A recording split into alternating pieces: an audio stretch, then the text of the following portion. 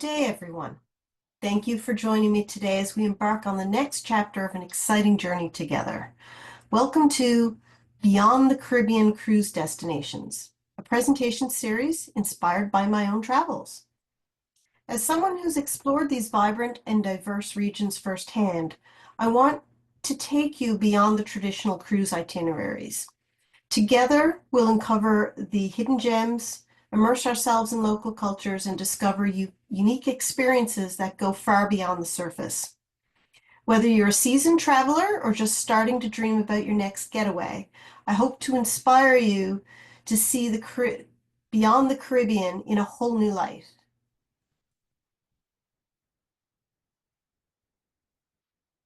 So when it comes to exploring the world, there are plenty of cruise lines that can take you to its well-known ports, but each offers a unique experience. From luxury sailings to adventure-packed journeys, there's something for every type of traveler.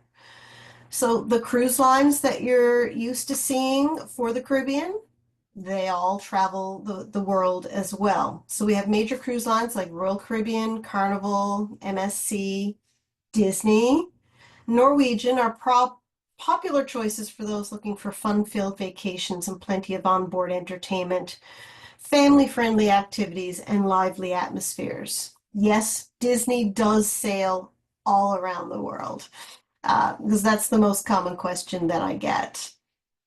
For those looking for maybe perhaps a little bit more elevated experience, we have Celebrity, Holland America, Virgin Voyages, which is an adult-only cruise line, so no kids ever, and Princess offer a premium approach with dining, elegant ships, curated shore excursions that focus more on cultural immersion and relaxation.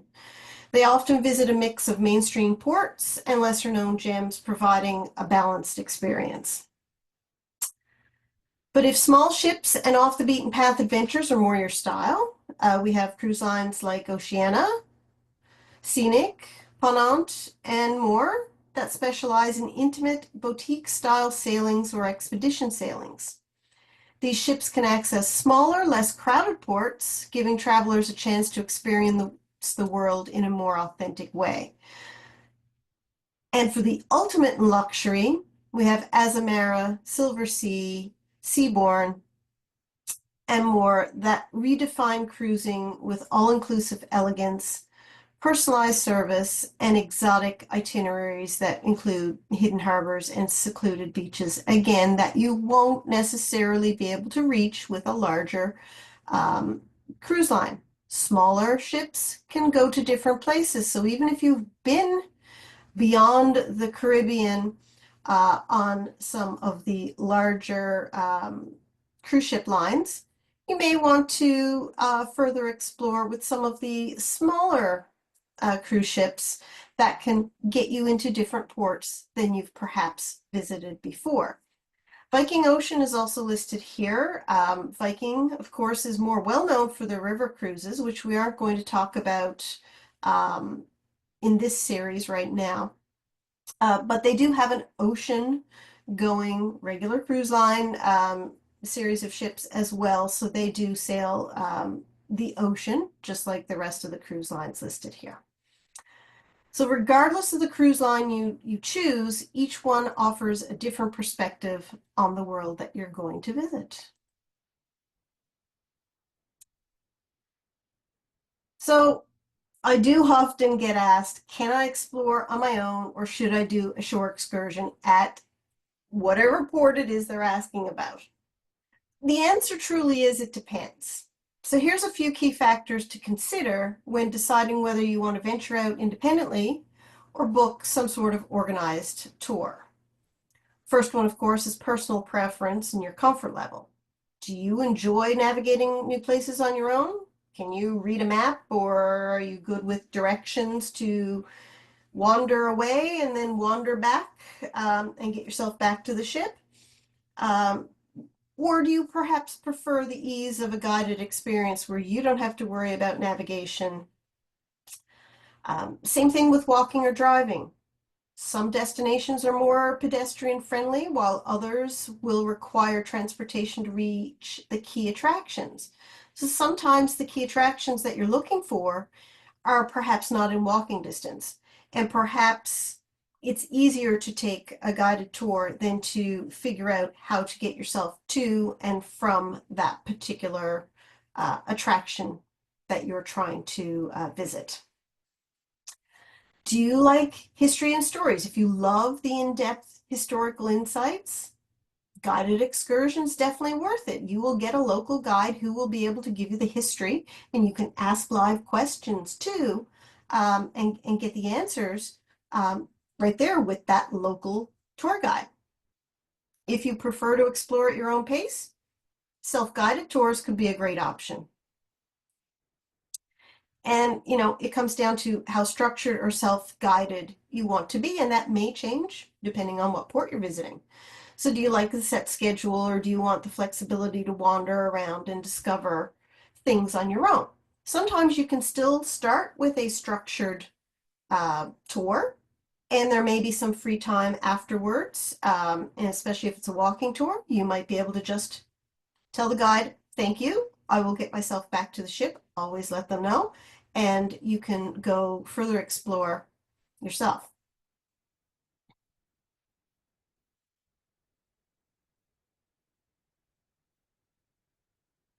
So I'm going to recommend general recommendations for each port. Not every port, because there's a lot, but there there will be the main ports that most cruise lines would stop at. And I'm going to, recommend whether you can explore on your own or if perhaps you really should do a shore excursion.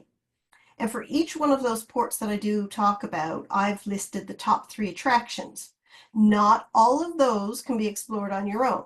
So some of those could be the main attraction may not be within walking distance. You may have to travel for an hour or more or less to get to that attraction. So again, you have to figure out what it is you're interested in and do your own research.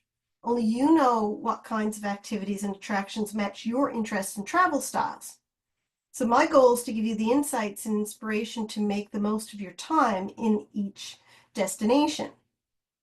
So once you narrow it down and you still have questions, well, then I can help because I have been to almost all of these cities and destinations that we're going to talk about in this series. And one final thing about shore excursions. And even if you're not going to do an actual shore excursion with a guided tour or anything through a tour guide, always be cognizant of getting yourself back to the ship before the time that they tell you you have to return to the ship.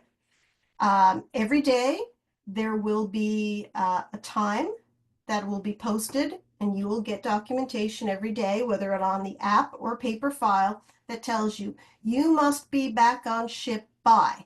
And that may be the local time, it may be ship time, so make sure you always know what that time is, and if it's different than the local time, make sure you do the conversion so you know what time you need to be back to the ship. The ship can leave without you. So always be cognizant of getting back in time. If you do decide to book a shore excursion, there are a couple of ways that will guarantee that you get back to your ship. So if something happens, maybe there's a shutdown on the highway or the railway or whatever transportation that you are using through your tour that you've booked, and they cannot physically get you back to the ship on time. They will be, of course, in contact with the ship, and your tour company, if you book either with the cruise line or with Expedia Shore Excursions group, you have to use the link that I provide to you, or you go through my Expedia page. Because if you book just on expedia.com or .ca, you don't get that return to ship guarantee. It's only with the cruise line itself or the Expedia Shore Excursions group. So if they can't get you back, they are still responsible to get you to the next port of call. Okay, so they are guaranteeing you always get back to your ship. Okay, and the Expedia Shore Excursions group work very closely with the cruise line to make sure that they're partnering with the right times and everything to get you back to the ship on time.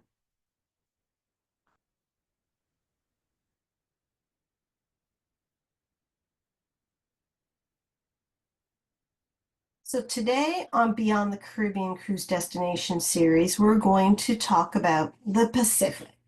So we're going to talk about Australia, New Zealand, the South Pacific Islands, and more, including Hawaii.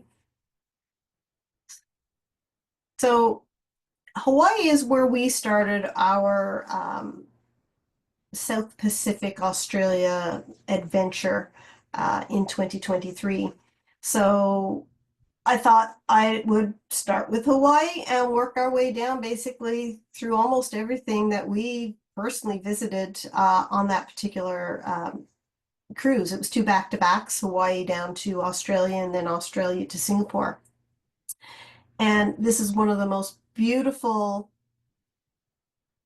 sunsets we've ever seen in Hawaii. And this was our third time in Hawaii. And we were just, all of us were just like, oh my gosh, what a gorgeous, gorgeous sunset. So let's start with Hawaii. So Honolulu is on the island of Oahu. The dock's about 15 minutes by vehicle away from Waikiki Beach, which is part of the city of Honolulu. Okay, this picture is from the hotel where we stayed recently, and usually the other two times we were right down on this end of Waikiki Beach. So we've kind of got the perspective on both sides, and we travel throughout the island by car a lot on our own. So it's a great place to start your cruise, get there a few days early, even a week, and spend time in Oahu. You can even go to the other islands if you're not going there by cruise. But the second time we were in Hawaii, we did actually do a cruise that was just the Hawaiian Islands. It runs 7 days every week of the year. And it's a Norwegian cruise line, the Pride of America. And highly recommend it. I tried to source out flying ourselves back and forth to different islands and staying in hotels and getting car rentals. It was easier and, believe it or not, a little bit cheaper to do the cruise for 7 days. So highly recommend that as well. So I can talk forever about Hawaii, but to carry on, Waikiki Beach, pictured right here. The Polynesian Cultural Center was probably about an hour and a half, maybe 2 hours away from Honolulu. Can't remember now. Been there. Spent the whole day there. We had a car, so we drove ourselves, but you can book a shuttle that'll take you out there and will bring you back in the evening. It has all kinds of activities and things to do there that is related to the Polynesian culture, which is Hawaii is one part of. And as we talk about some of these other islands as we go down through the South Pacific, they're Polynesian in origin as well, including New Zealand. So you learn a lot there and lots of fun activities that you get to do yourself while you're there. And we did stay for the luau. So the luau was amazing. So it was your traditional luau food and a fire show that went with it. Also, another popular attraction, of course, is Pearl Harbor and the history that goes along with everything with Pearl Harbor. So that is something that you can visit as well in Honolulu. If you're just staying in Waikiki and Honolulu by the beach and you're just a beach person, there's a lot of stores and things to do along the main road here just off side of the screen of Waikiki Beach. You can certainly spend several days a week just here. But if you do want to go outside of the Waikiki Beach area, you really need to either book some sort of excursion or rent yourself a car to do that. You can even learn to snorkel here as well. Had clients recently that learned to snorkel in Hawaii, so it was lots of things to do. Kauai is this beautiful island. It's called the island, the floral island, and um, it's just this beautiful scenery. And this is the backside of Kauai, but we actually did dock and did some excursions. We went to Waimea Canyon. We rented a car and did it. This is the Nepali coast, so this is what you see when you do the cruise part of it. You can't do an excursion to this. This is on the ship and they're sailing by. There's all kinds of beaches, and again, you can also find a luau there, but it's usually in the nighttime, and usually you're not docked here twice, overnight or anything, so you may not be able to do a luau here. But if you're comfortable, you can certainly rent a car. It wasn't the easiest to get to the car rental, but we made it work. So therefore, you may just want to do a short excursion. Especially you're on an island, you really don't want to miss getting back to the ship. And this is Maui. So Maui is the second most popular island for tourists in the Hawaiian Islands. So we docked here, but there's not much within walking distance. So we were docked overnight. So we had 2 full days here in Maui. So we actually rented a car. So it took us about 15 minutes to walk to the car rental. And we drove the road to Hana. It is a very long and winding road with bridges that have the capability to only allow one vehicle over it at a time. So you have to be very careful and mindful and stuff. And it's a full day. We did nothing else that day except the road to Hana. Okay, and when we got back, and very twisty turny. If any of you are motion sickness, I don't recommend the road to Hana. Okay.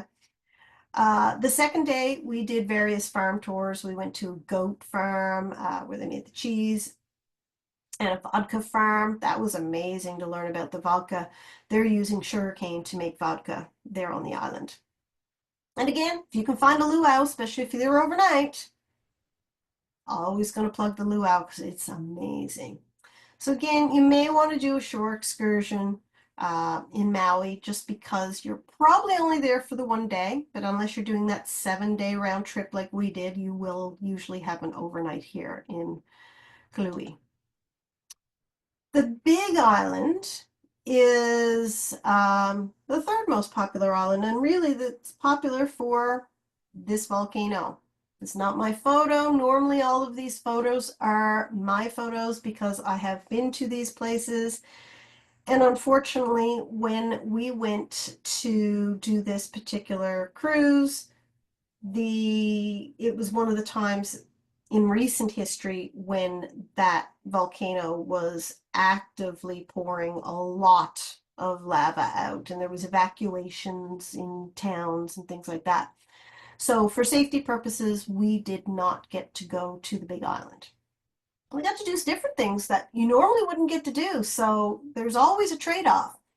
But we have not been to the Big Island for that reason. So we were scheduled to go to uh, Hilo, and we were going to do the Volcanoes National Park there, and we were going to do various farm tours, which had a chocolate farm area and wine tour.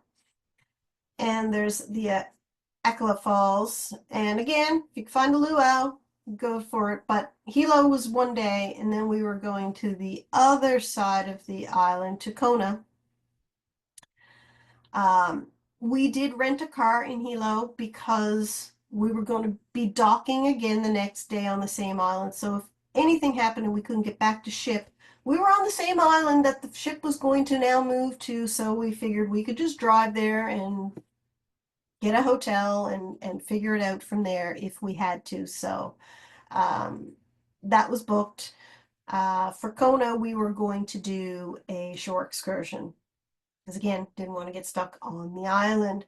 But there's a whole bunch of coffee farms. Kona is very well known throughout the world for its coffee. You can explore that town on your own, but if you want to go outside of, that should say Kona, that's a typo. Um, you should really do a shore excursion. We were going to go through the cloud rainforest, I think it was. But there's a lot of different hiking and snorkeling and sports fishing that you can find in Kona, and that's kind of what they're well known for there. So again, the luau. Yeah, I keep saying luau. Moving right along. So once you leave Hawaii, it takes you 5 days to get to somewhere around the equator where French Polynesia lies. And we visited 3 different islands in French Polynesia. And Bora Bora is one of the more well-known French Polynesian islands. It's kind of a shore excursion kind of place because you're doing a tender. The little town that they take you to doesn't have much. There's a town that's about 20-minute drive away, but you got to get yourself there. Easier to do shore excursion. So the top 3 attractions are the Coral Garden. You can do shark feeding and ray feeding there, and there's all kinds of beaches, and of course there's everybody always pictures the huts over the water for Bora Bora, so there's a lovely picture of it. Moorea, I found this island to be the nicest to me of the scenery and everything else of the 3 islands that we visited in French Polynesia. This picture was taken from the bow of the top, when I was up on the top deck of the ship. And when you're tendered, you're moored outside, so you don't dock at this tender. And the ship was turning ever so slightly throughout the day. So even if you had a balcony and stayed on board, I don't know why you would, but you might have. You got to see the full view of the whole enclosed harbor bay area because the boat would spin around to give everybody those views.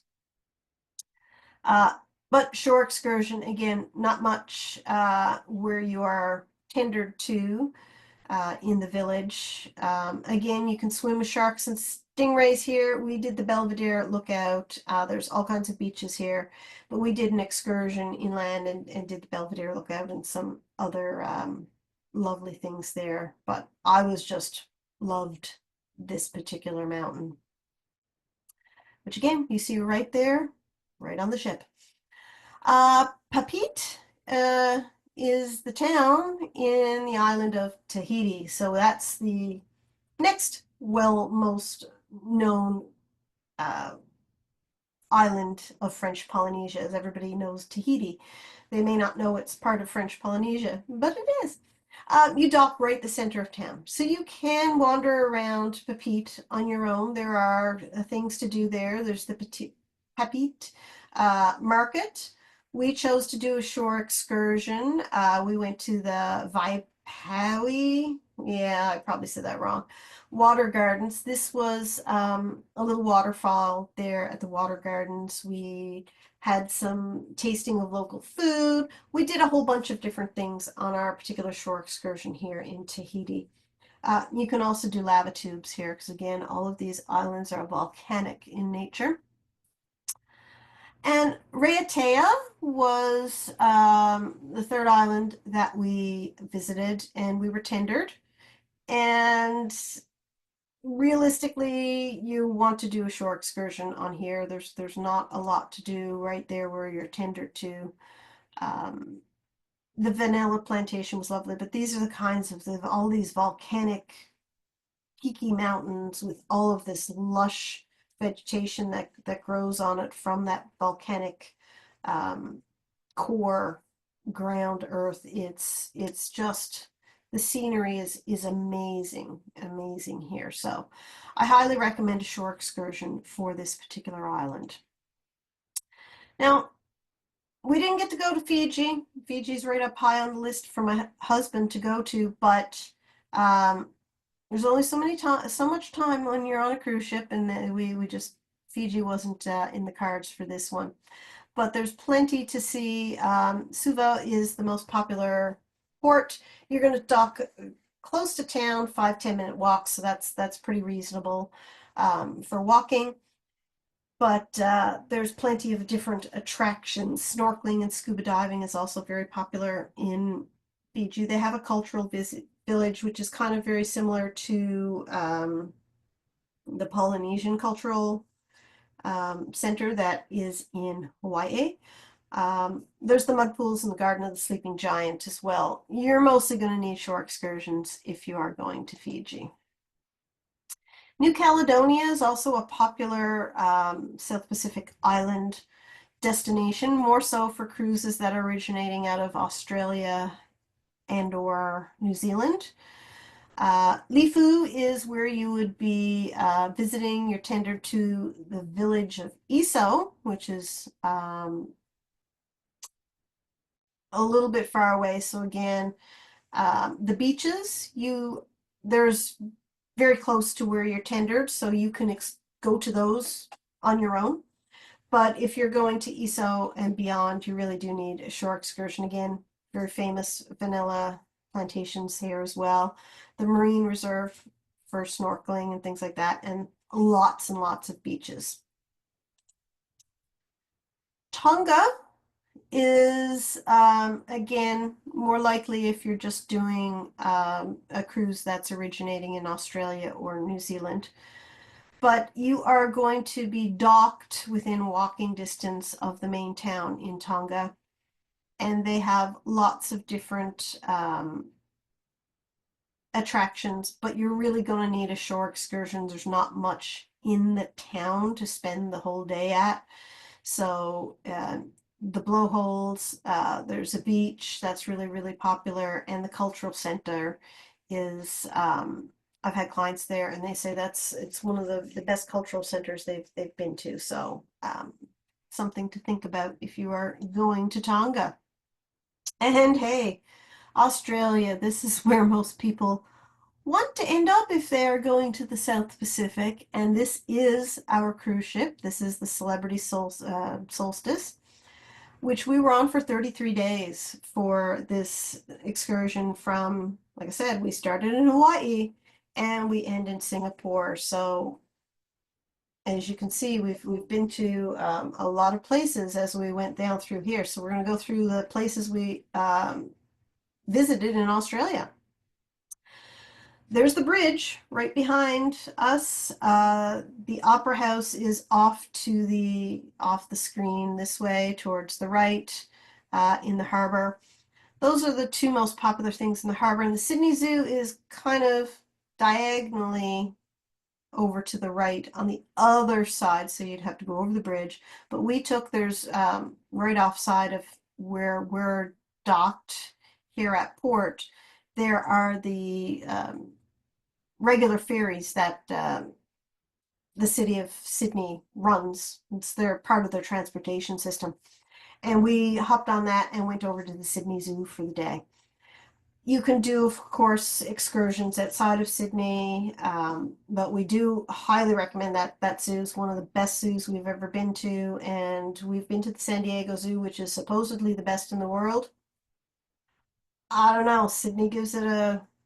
I would put Sydney ahead of the San Diego Zoo.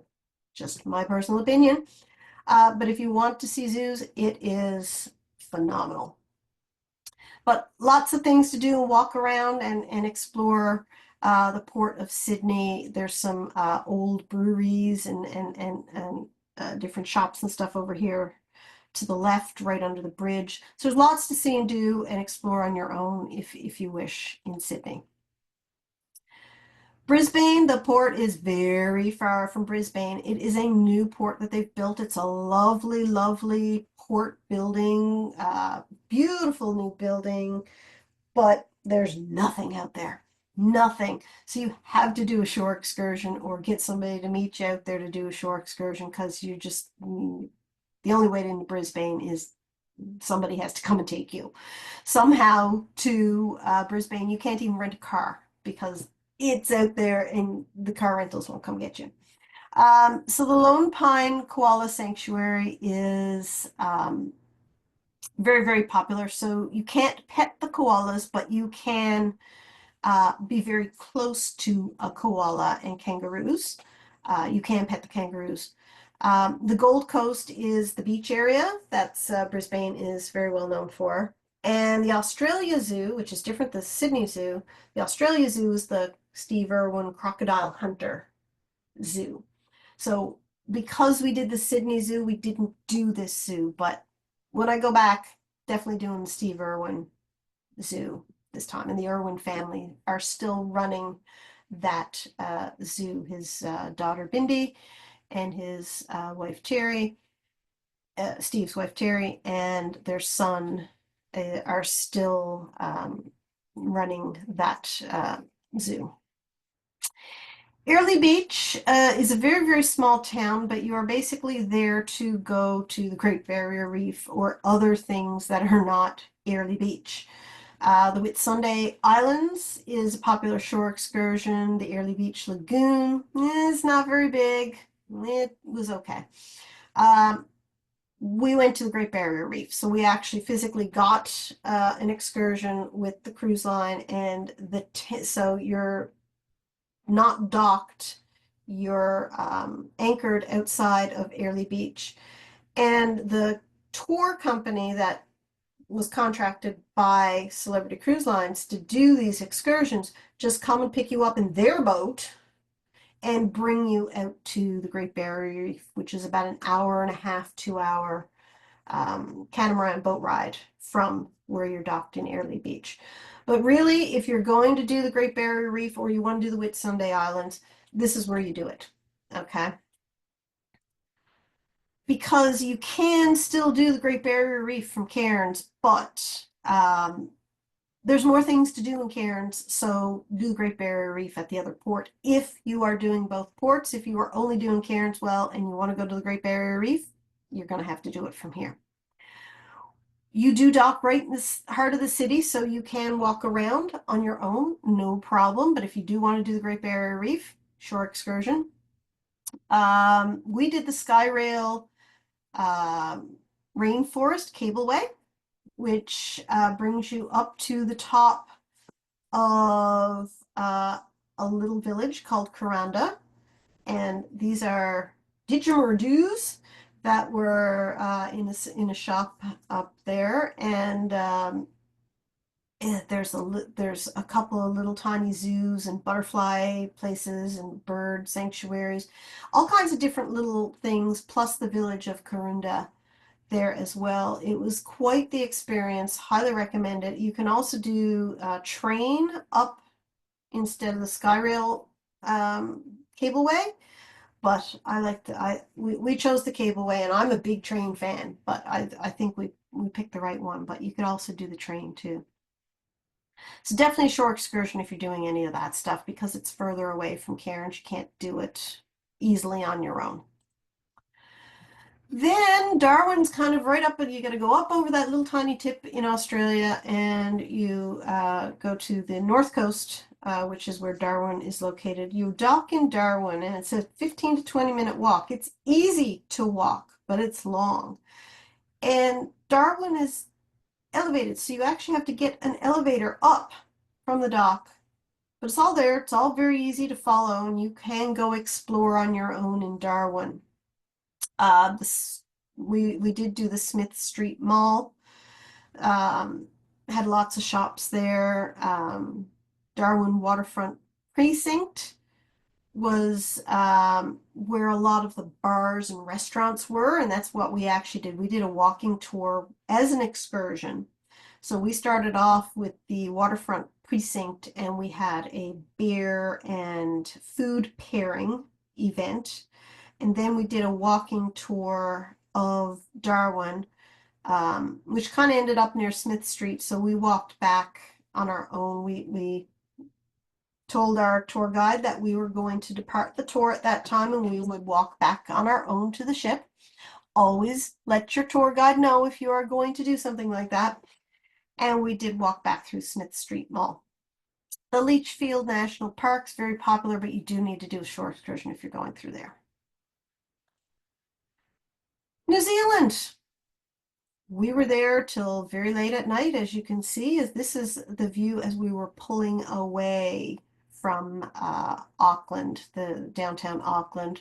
We wandered about down here ourselves during the day very easily.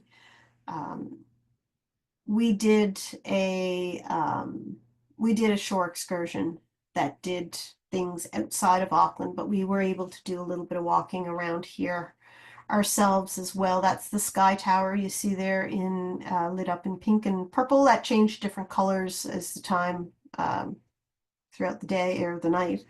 The aquarium is quite popular, and Waihelki, probably have that pronounced wrong as well. Island is kind of across the way from this and has a lot of wineries and things to do over there. It's a 20-minute, I think it is, ferry ride.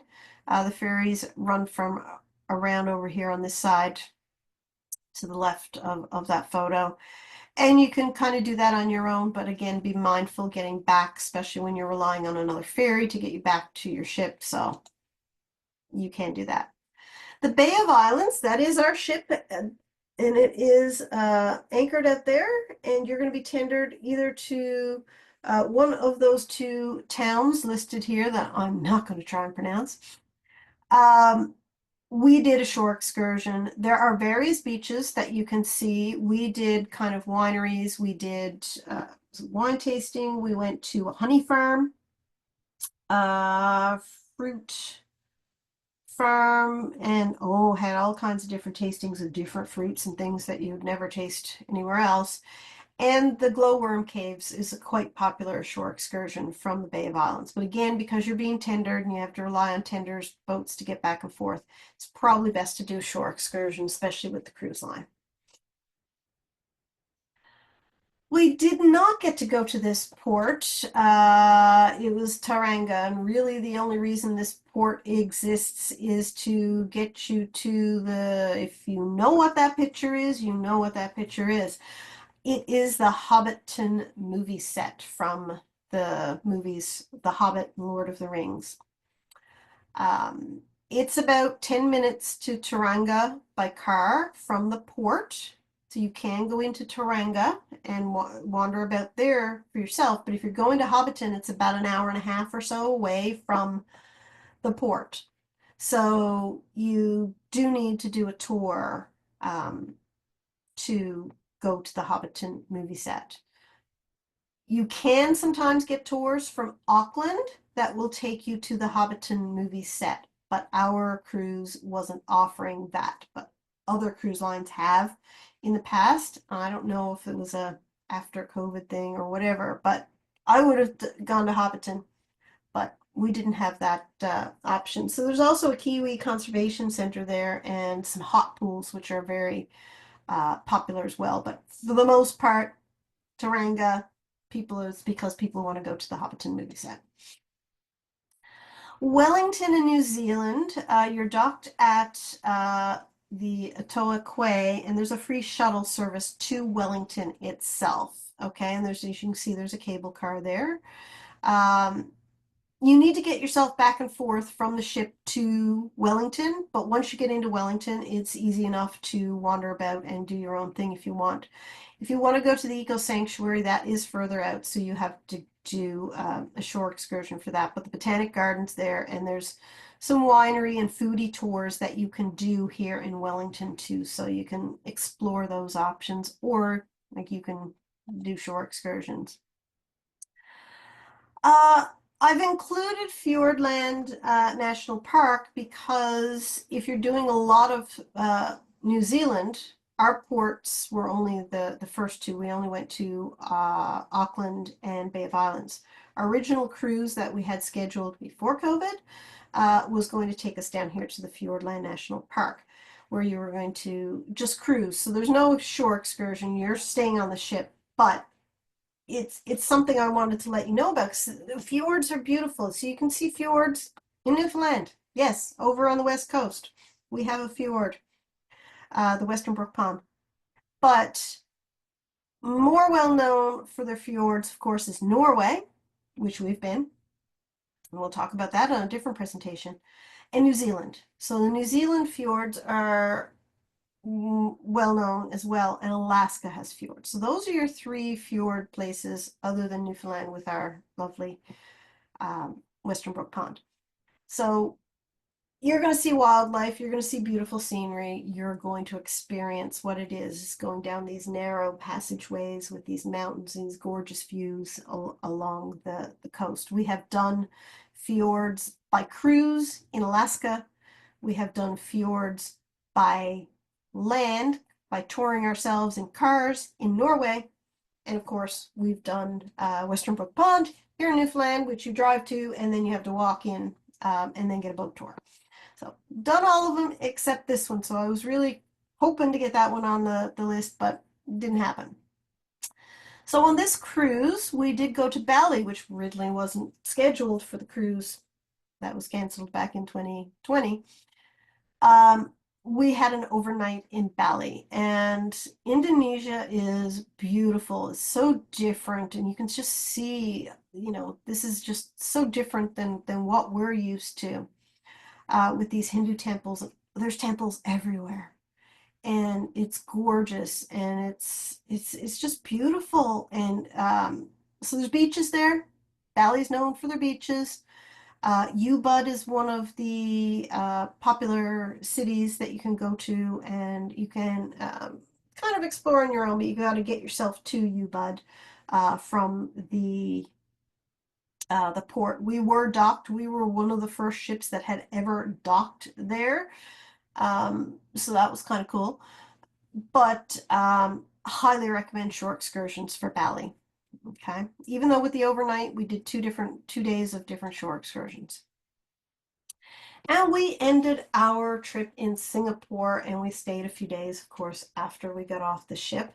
You are docked at the Marina Bay Cruise Center, which is about a 10-minute walk to the subway, and then the subway is about a 15-20-minute subway ride to the main downtown area of Singapore, which you're seeing here at night. So this is the Marina Bay Sands Hotel.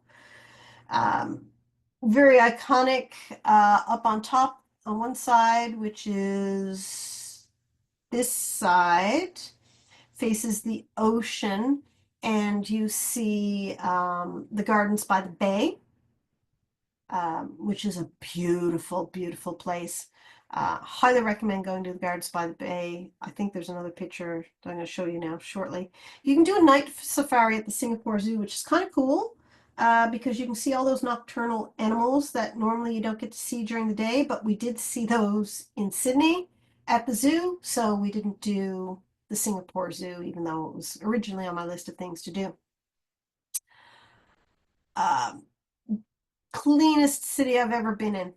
Okay, subway. You could probably eat off the floor. It was that immaculately clean. Okay, it's just highly recommend Singapore. Very excited to be going back in 2026. So there's the trees. So those are the trees from the Gardens by the Bay. There's also two other dome areas, cloud dome and a flower dome. And it's just so well done inside those domes and so unique. These are not real trees. These are man-made trees, but all of this vegetation you see here on the trunk of the man-made trees is actual live vegetation. You can see that you can actually walk up closer to the top. We opted not to do that. We stayed down on the ground, but you can walk up there.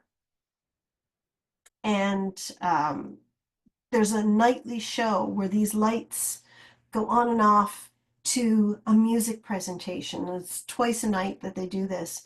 And I think it was about 15-20 minutes each one, and it's amazing. So highly, highly recommend.